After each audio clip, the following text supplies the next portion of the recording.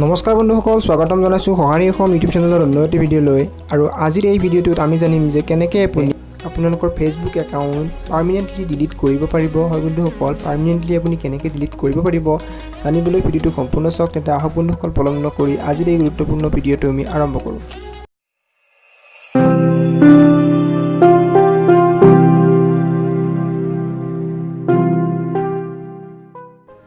হয় বন্ধুসকল, তাৰ কাৰণে প্ৰথমতে আপুনি আপোনাৰ এণ্ড্ৰইড স্মাৰ্টফোনত ফেচবুক এপ্লিকেশ্যনটো অ'পেন কৰি ল'ব। আৰু অ'পেন কৰাৰ পিছত আপুনি তাত 3 ডট লাইন দেখা পাব। 3 ডট লাইনত যেতিয়া আপুনি ক্লিক কৰিব তেতিয়া আপোনাৰ এটা ছেটিংছ অপশ্যন দেখা পাব। আৰু এই চিম্পলি ছেটিংছ অপশ্যনত আপুনি এণ্টাৰ কৰিব। এই ছেটিংছ অপশ্যনত যেতিয়া নেকি আপুনি এণ্টাৰ কৰিব তাত এটা একাউণ্ট কণ্ট্ৰল এণ্ড অ'নাৰশ্বিপ বুলি অপশ্যন পাব। আপুনি তললৈ স্ক্ৰল কৰিব, ইয়াত দেখা পাব যে একাউণ্ট কণ্ট্ৰল এণ্ড অ'নাৰশ্বিপ বুলি এটা অপশ্যন।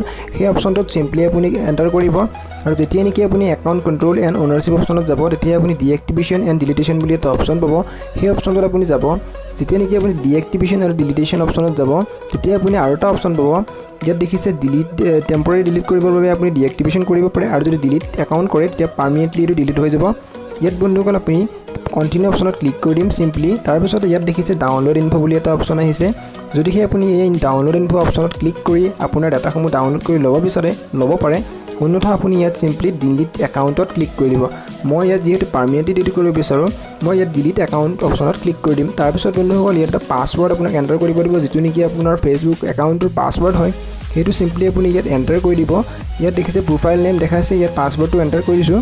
তাৰপিছত ডিলিট একাউণ্ট অপশ্যনত চিম্পলি আপুনি ক্লিক কৰি দিব। হয় বন্ধুসকল, যেতিয়াই নেকি আপুনি ডিলিট একাউণ্ট অপশ্যনত ক্লিক কৰি দিব ইয়াত এটা ৱাৰ্ণিং দেখাব। যদিহে আপুনি ইয়াত দেখাইছে যে যদিহে আপুনি 30 দিনৰ ভিতৰত এই একাউণ্টটোত লগ ইন কৰে পুনৰ, তেতিয়া আপুনি এই অপশ্যনটো কেঞ্চেল কৰিব পাৰে। যদিহে লগ ইন নকৰে তেতিয়া এই একাউণ্টটো পাৰ্মানেণ্টলি আপোনাৰ ডিলিট হৈ যাব। হয় বন্ধুসকল, এনেদৰে আপুনি আপোনাৰ যিটো ফেচবুক একাউণ্ট আছে নেকি সেইটো আপুনি পাৰ্মানেণ্টলি ডিলিট কৰিব বিচাৰে। যদিহে আপুনি দ্বিতীয় এটা ফেচবুক একাউণ্ট খুলিছে নাইবা কোনো অন্যজনতো আপুনি যদি ফেচবুক একাউণ্টটো যদি ডিলিট কৰিব লগা হয় পাৰ্মানেণ্টলি, তেতিয়া আপুনি এনেধৰণে কৰিব পাৰে। হয় বন্ধুসকল, ফেচবুক একাউণ্ট এটা আপুনি পাৰ্মানেণ্টলি বিভিন্ন কাৰণত ডিলিট কৰিব লগা হ'ব পাৰে। হয় বন্ধুসকল, যদিহে আপোনাৰ অন্য কোনো এটা একাউণ্ট থাকে, নতুনকৈ বনোৱা আপোনাৰ একাউণ্ট থাকে, নাইবা যদি আপোনাৰ একাউণ্টটো আপুনি ব্যৱহাৰ কৰিবলৈ নিবিচাৰে তেতিয়া সেইটো কৰিব পাৰে। হয় বন্ধুসকল, আশা কৰিলোঁ আজিৰ এই ভিডিঅ'টোত আপুনি সম্পূৰ্ণৰূপে বুজি পালে যে কেনেকৈ ফেচবুক একাউণ্ট এটা পাৰ্মানেণ্টলি ডিলিট কৰিব পাৰে। হয় বন্ধুসকল, আজিৰ এই ভিডিঅ'টোত এইখিনিয়ে। লগ পাম অন্য এটি ভিডিঅ'ত। ধন্যবাদ, জয় অসম।